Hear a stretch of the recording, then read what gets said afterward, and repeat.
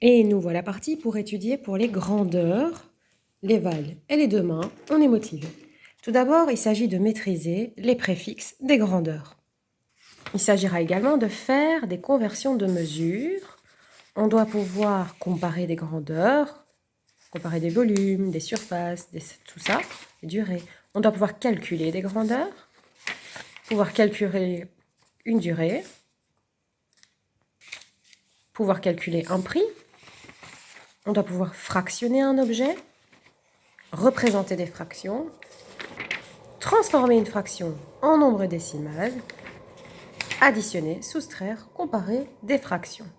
À savoir deux en fait, on aura deux fractions, il va falloir les additionner, les soustraire, les comparer. Et nous sommes de retour à la maîtrise des préfixes. J'ai commencé à tracer la bague des grandeurs et ici c'est la bague des longueurs. J'ai mon mètre qui est juste là. À droite, j'ai quelque chose qui est 10 fois plus petit qu'un mètre.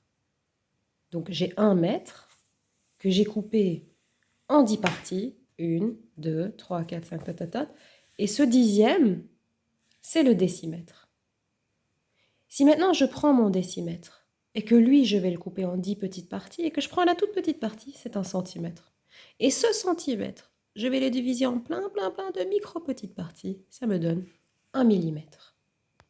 Reprenons. J'ai un mètre. À partir de ce mètre que j'ai découpé en 10 parties, je vais m'intéresser à cette petite partie qu'on appelle le dixième de mètre. C'est 1 mètre divisé par 10. Cette petite partie, ça va être donc un décimètre, vu que j'ai divisé par 10. Mon décimètre, c'est en fait 1 mètre que j'ai divisé par 10. Ça me donne 1 décimètre. Ce décimètre, je peux de nouveau le découper en 10 parts égales. Et quand j'ai découpé mon décimètre en 10 parts égales, 1, 2, 3, 4, 5, 6, 7, 8, 9, 10, je prends 1 dixième du décimètre, c'est cette petite partie qui est là, et cette partie en jaune, c'est 1 centimètre. Mais en fait, quand on réfléchit, 1 centimètre, qu'on appelle donc centi, c'est 1 mètre, cette fois-ci divisé par 100 centimètres. Et 1 mètre divisé par 100, ça donne 1 centimètre.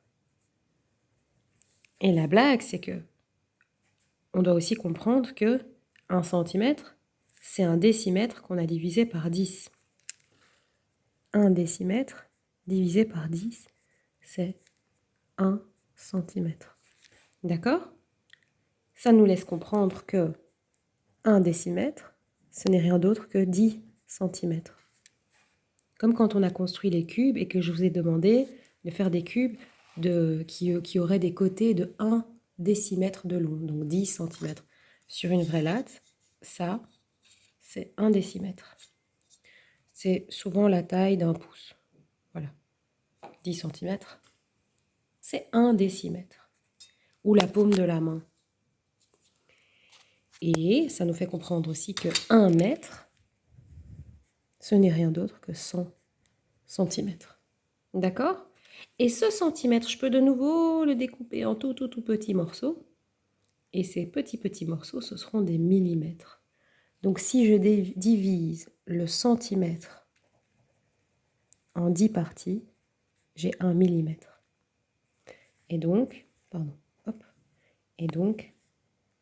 1 mètre divisé par 1000, c'est 1 millimètre. Et en fait, c'est 1 centimètre divisé par 10. C'est 1 millimètre. Regardez, j'ai mon centimètre, mon vrai centimètre, que j'ai divisé en 10 parts égales 1, 2, 3, 4, 5, 6, 7, 8, 9, 10. 10 parts égales. Et chaque petite part correspond à 1 millimètre. J'ai 10 millimètres dans 1 centimètre. J'ai 20 millimètres dans 2 centimètres. J'ai 30 millimètres dans 3 centimètres. J'ai 50 millimètres dans 5 centimètres. J'ai 100 millimètres dans 10 centimètres. Et 10 centimètres, c'était quoi? C'était 1 décimètre. Là, on a compris la partie de la bague qui va vers la droite. D'accord?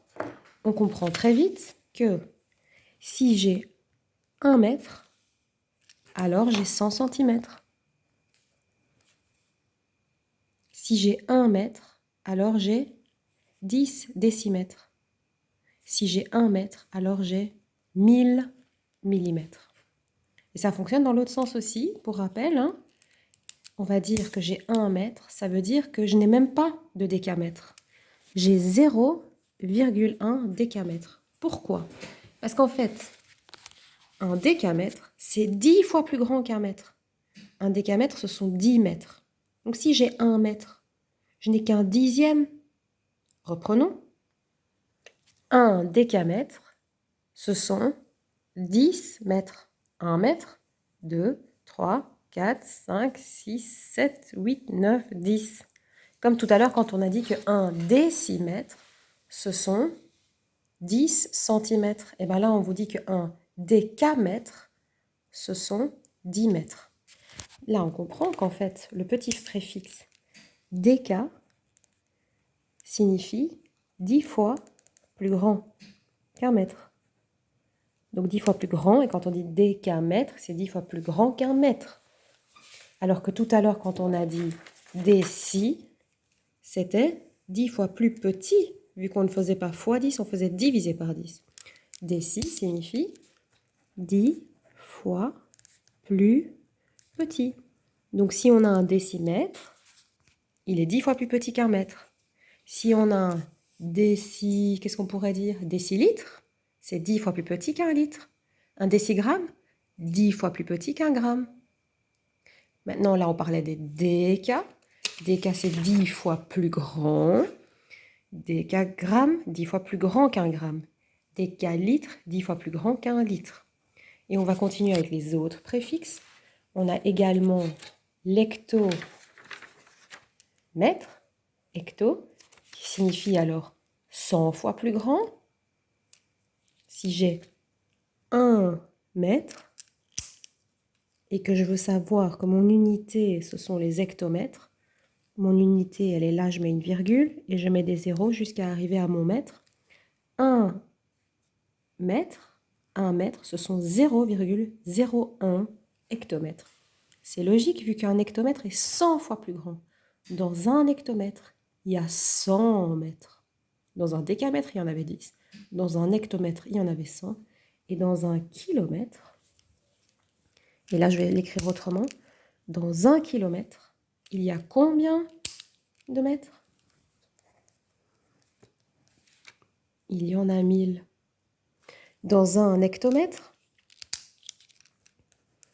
il y a combien de mètres? Il y en a 100. Et dans un décamètre, il y a combien de mètres?